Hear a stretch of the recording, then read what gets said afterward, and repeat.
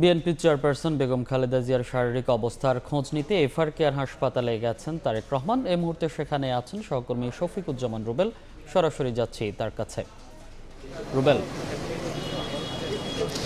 BNP chairperson Begum Khaleda Zia আপনারা জানেন দীর্ঘ 1 মাসের অধিক সময় যাবৎ এভার কেয়ার হসপিটালে চিকিৎসাধীন রয়েছেন।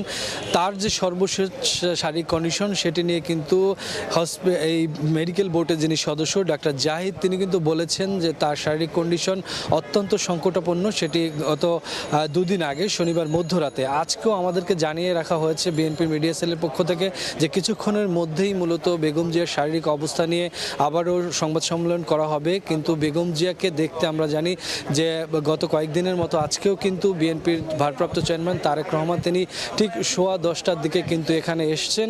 তিনি এখনও ভেতরে প্রবেশ করছেন, খানিকটা সময় অতিবাহিত হয়ে গেছে। তিনি কিন্তু ভেতরে তার মায়ের যে শারীরিক অবস্থা সেটি পর্যবেক্ষণ করছেন, ডাক্তারদের সাথে কথা বলছেন, এমনটি আমরা জানি। আপনারা দেখতেই পাচ্ছেন যে আজকের দিনটিকে আজকের এই যে সংবাদ সম্মেলন সেই সংবাদ সম্মেলন ঘিরে কিন্তু আমরা দেখেছি যে হসপিটালের সামনে তৎপরতাও অনেকটা বেড়েছে।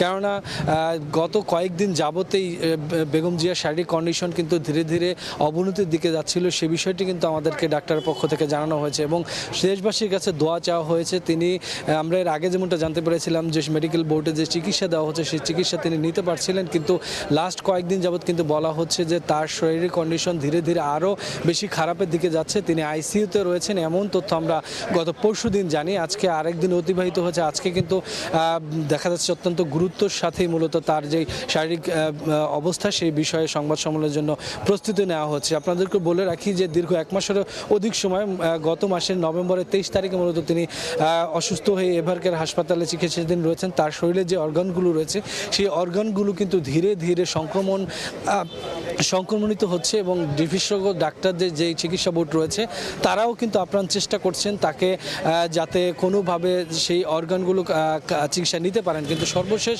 যে তথ্য আমাদের হাতে এসছে তার সেই সংক্রমণের গতিটা বেড়ে যাচ্ছে এবং ধীরে ধীরে তিনি কিন্তু আরও বেশি খারাপের দিকে যাচ্ছে এমন কথাই আমাদেরকে জানানো হচ্ছে। তো এখন আমরা অপেক্ষা করছি কিছুক্ষণের মধ্যেই তার মেডিকেল বোর্ডের পক্ষ থেকে আরেকটি সংবাদ সম্মেলন করা হবে এবং সেখানে জানানো হবে তিনি আসলে শেষ কোন পর্যায়ে রয়েছেন। বেগম জিয়ার বড় ছেলে তারেক রহমান কিন্তু কিছুক্ষণের মধ্যেই বের হয়ে আসবেন এমনটি আমরা জানি। সব মিলিয়ে এভার কেয়ারের সামনে থেকে এই ছিল এই মুহূর্তে। সরাসরি যুক্ত ছিলাম রাজধানীর এফআর কেয়ার হাসপাতালের সামনে থেকে।